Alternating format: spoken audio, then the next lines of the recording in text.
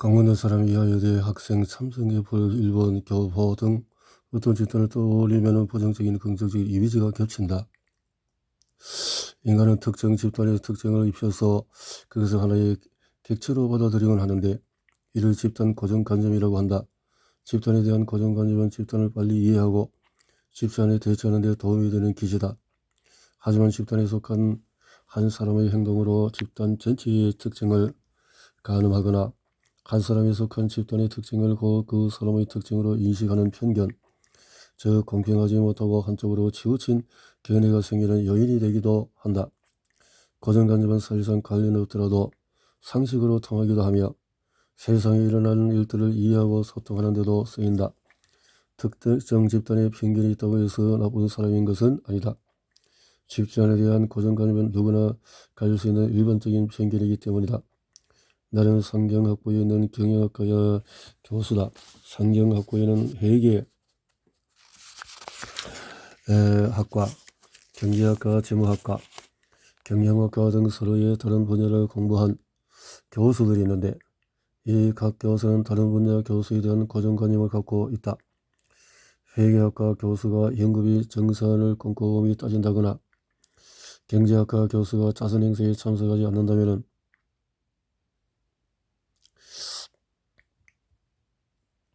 계산적이고 또 이기적이고 그 사람의 특성과 상관없이 해당 집단에 대한 선입견과 맞아떨어지기 때문에 고정관념으로 꾸어진다.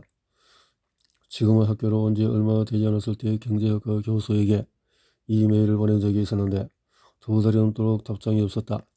그 이야기를 재무학과 교수에게 하니 이렇게 말했다. 경제학과 교수들은 원래 그래요. 이메일 답장 안 합니다. 모르셨군요. 완전 비사회적인 사람들이에요. 그 후로 경제학과 교수에게 이메일을 보낼 때마다 답장이 안 올 것이라고 생각하게 되었다. 경제학과 교수에 대한 선입견이 생긴 것이다. 집단에 대한 선입견은 맞을까? 아니면 틀릴까? 옳은가? 아니면 그른가? 집단에 대한 선입견은 없을 수 있을까?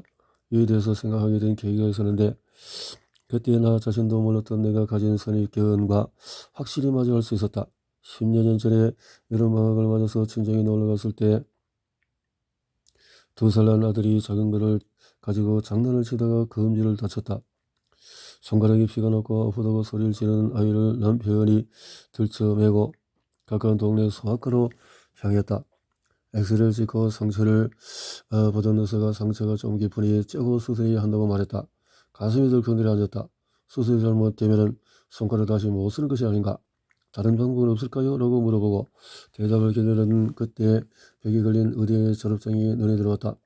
의사의 답변도 듣는 둥 하는 둥 나는 좀 더 생각해 보고 오겠다고 말한 뒤에 아이를 데리고 진료실을 나왔다. 마음이 급했던 남편은 내가 갑자기 인사를 하고 나오자 따라 나와서 어찌된 일이냐고 그랬다. 나는 이렇게 귓속말로 여기 의사 선생님이 명문대 출신이 아니야. 다른 데 가볼래? 수술해야 한다는 의사의 말을 따르기 싫은 마음과 의사가 명문대 출신이 아니어서 진단이 틀릴지도 모른다는 생각이 합쳐졌다. 믿고 싶지 않은 진단을 내린 의사의 말에서 꼬투리를 잡듯이 안 믿을 증거를 찾은 것이다. 평소에 차별을 극도로 싫어했던 나였기에 남편은 깜짝 놀랐다. 당신 학벌로 사람 차별하는 걸 싫어하는 사람 아니었어? 그때 나는 나 자신에게 실망했다. 이런 식의 집단 선입견을 갖는 것이 옳지 않은 걸 알기 때문이다. 하지만 당시 상황으로 다시 돌아간다 해도 내가 그런 선입견을 갖지 않으려고 장담하기는 어렵다. 고정관념의 집단에 대해서 그 인지적인 습관과 같다.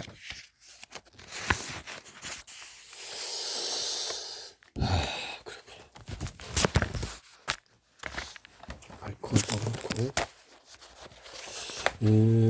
누구나 아는 것 같이 하지만은 그 선입관념이 있다는 것이 누구를 만났을 때 표정이나 신뢰하는 표정이 있다면 저 사람과 대화를 하기가 쉽겠지만은 뭔가가 신뢰하는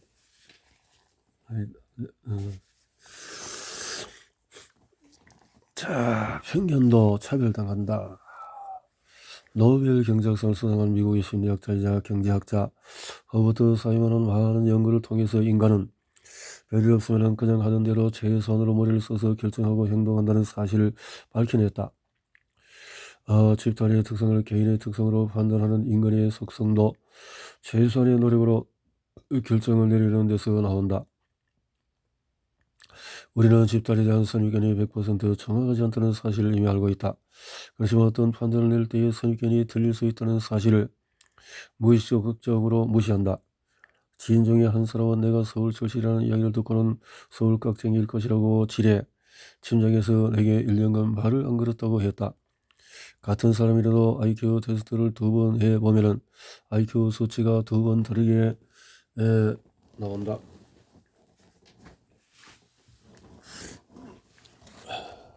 같은 날 같은 사람이 키를 2번 재봐도 그 키가 100% 일치하지 않는다.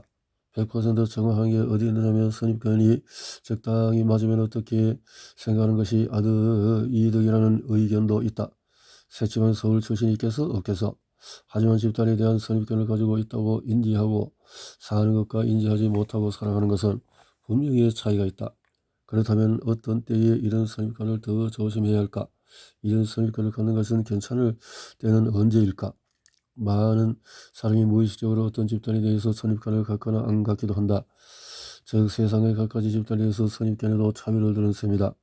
이를 학생들이 인지하도록 나는 강의 중에 학생들에게 이런 질문을 하곤 한다. 한 기업의 회장인 당신이 회사의 프로그래밍 디자인을 맡을 새 직원을 뽑는다고 가정해 봅시다. 당신은 그 직원이 다른 사람들과 잘 지내고 그 동료에 대해서 어떤 또 괴롭힘이나 폭력적인 행동을 하지 않았으면 좋겠다고 생각하죠? 하죠. 학생들이 고개를 끄덕이면 다음 내용을 이어간다. 우리가 흔히 갖고 있는 고정관념에 따라서 새 직원을 뽑는다면 일단 남성 후보는 걸러야 할 거예요. 남성 집단은 여성 집단보다 평균적으로 더 폭력적이니 남성 후보의 지원을 받지 않는 것은 어떨까요? 이 말을 하자마자 학생들은 말도 안 돼요 라며 반발한다. 그러면 나는 이렇게 이야기한다. 이 집단에 대한 차별은 허울이 아닙니다. 미국에서 폭행죄로 감옥에 가는 사람 중에서 98%는 남성일까요? 그러니 사실에 근거한 차별이죠. 그러면 남학생들은 남성이라고 다 폭력적인 것은 아닙니다. 그렇지 않은 사람도 많아요. 라며 고정관념에 반하는 사례가 많다고 이야기한다. 내가 곧바로 그런가요? 그런데 이 회장이 일일이 사람들을 살펴보는 걸 귀찮아해서 간단히 남성 후보를 그러기로 한다면 어떨까요? 하고 되물으면 남학생들은 이렇게 말한다. 멍청한 사람이죠. 자기 손해예요. 남성 중에도 폭력적이지 않고 실력 있는 사람도 많잖아요. 고정관념, 남성은 여성보다 더 폭력적이다? 그것을 토대로 차별하더라도 이는 현명하지 않으며 폭력을 휘두르지 않는 대다수 남성을 차별하는 행동이다. 자신이 직접 차별당하는 당사자가 되기 전에는 알기 힘든 이치다. 남성은 금업업자, 성폭력을 줄이는 최고의 방법이다라는 주장을 절대 받아들여지지 않지만은 여성은 시끄럽고 문제를 자주 일으킨다. 채용에 더 조심하자라는 주장은 종종 인정된다. 이처럼 집단 차별적인 많은 생각과 믿음은 특정 집단에 유리한 것들만 선별되어 머릿속에 박힌다. 편견과 고정관념도 집단 차별을 당하는 셈이다. 자신이 좋지 않은 어떤 일을 당하는 상황에 놓일 때에야 비로소 집단에 대한 고정관념의 비합리적이성을 알게 되는 경우가 있다. 싱가포르 사람들에 대한 고정관념이 그렇다. 싱가포르 사람들은 일을 열심히 하기로 유명하다. 맡은 바 임무를 성실히 해내는 것을 그 미덕으로 여기는 문화가 있기 때문이다. 외국에 가서 싱가포르 대학에서 일한다고 하면은 그곳 학생들은 스스로 공부를 열심히 하니 일이 수월하겠다는 이야기들을 한다. 싱가포르 학생들에게 이런 말을 한 적이 있다. 여러분이 조별 과제 때문에 집단 프로젝트를 같이 하게 되었는데 그 중에 싱가포르인은 어떠어떠하다 하는 고정관념이 있는 친구가 우리는 모두 싱가포르이잖아요. 싱가포르인은 부지런하고 또 맡은 일을 잘하기로 소문이 나 있어. 그러니까 따로 프로젝트 회의를 할 필요가 없고 서로 확인할 필요도 없어. 그냥 너도 모두 자기가 맡은 바를 착실히 하게 될 텐데 뭘 이라고 말하면 어떨까요? 학생들은 웃으며 그 친구는 바보인데요? 라고 대꾸했다. 왜 바보라고 하죠? 사실이 그렇지 않나요? 싱가포르인은 부지런하고 일도 열심히 하잖아요. 라고 말하니 학생들은 그건 통념일 뿐이고 개인이 어떤 일을 실제로 같이 일을 해봐야 알죠. 개인차가 커요. 아주 게으른 사람이 많아요 라며 자신들의 경험을 근거로 내 의견을 반박하기도 한다. 정보가 많을수록 확신은 줄어든다.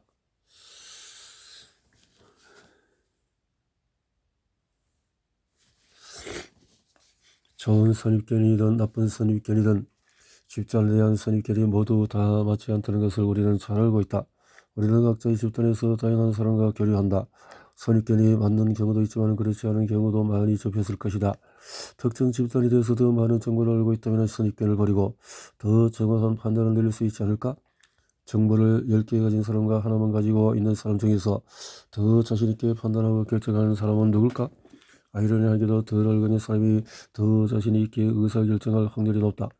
예를 들어서 벤처 캐피털 회사의 임원 A와 B 그리고 투자 지원을 요청하는 창업가 김상희가 있다고 해보자.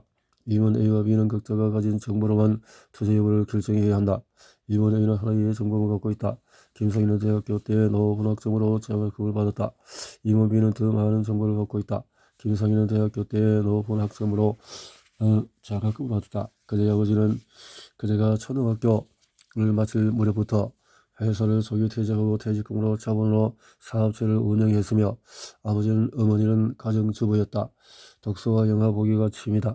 친구를 많이 사귀기보다도 소수의 친구를 깊이 사귀는 편이다.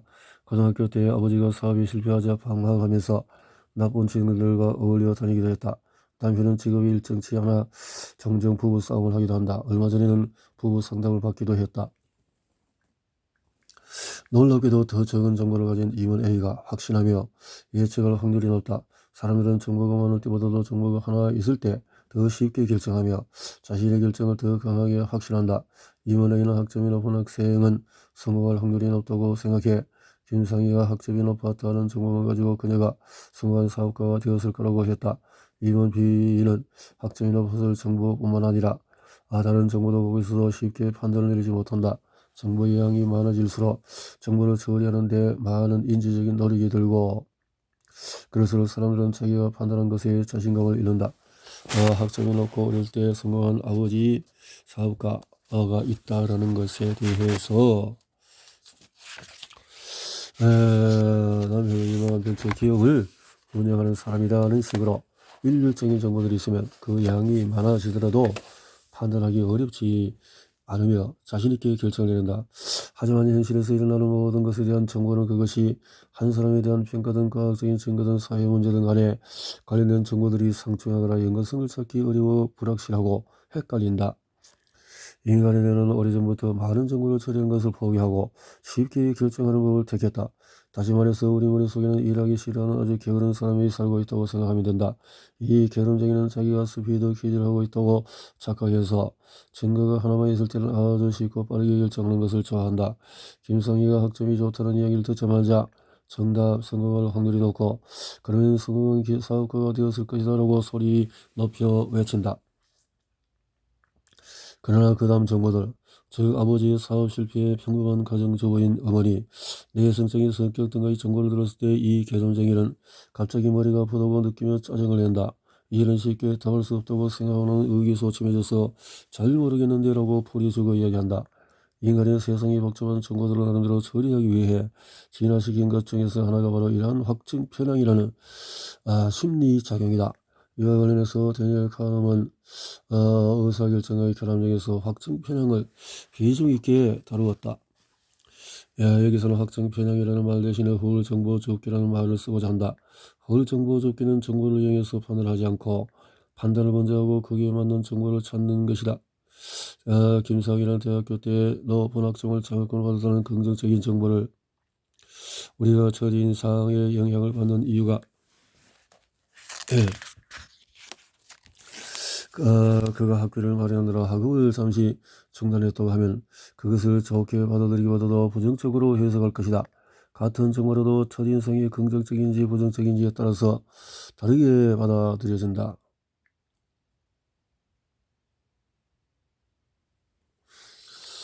차별적인 결정을 피하려면 인간은 저마다 여러 집단에 속해 있다. 그 중에는 의도적으로 선택한 집단도 있지만 태어나면서부터 소속이 정해지는 집단도 있을 것이다.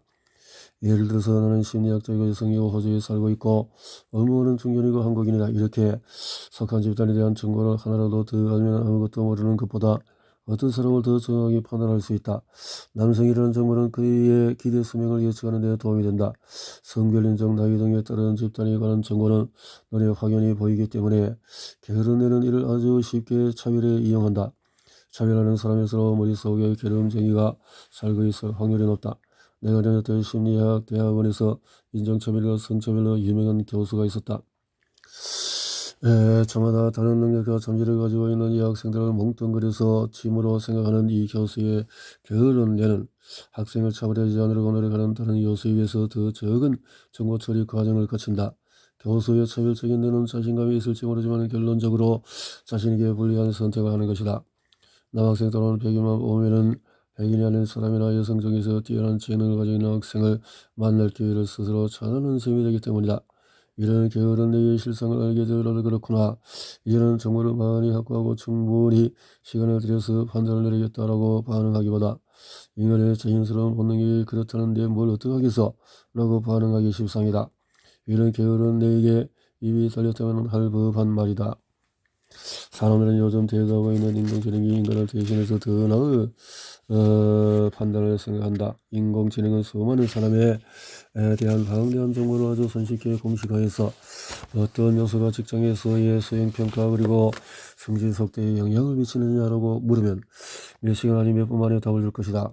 하지만 어떤 정보를 어떻게 사용해야 할지를 모를 때 인공지능에 의지하는 것은 인간에게 오히려 해를 미칠 수가 있다. 인공지능이 예측하는 것에는 심각한 집단차별적인 요소가 있기 때문이다. 인공지능은 우리가 입력한 과거와 현재의 정보를 학습해서 미래를 예측하는데 그 정보는 이미 우리의 게으른 뇌가 내린 아니하고 차별적인 결정에 기반한 것이기 때문이다.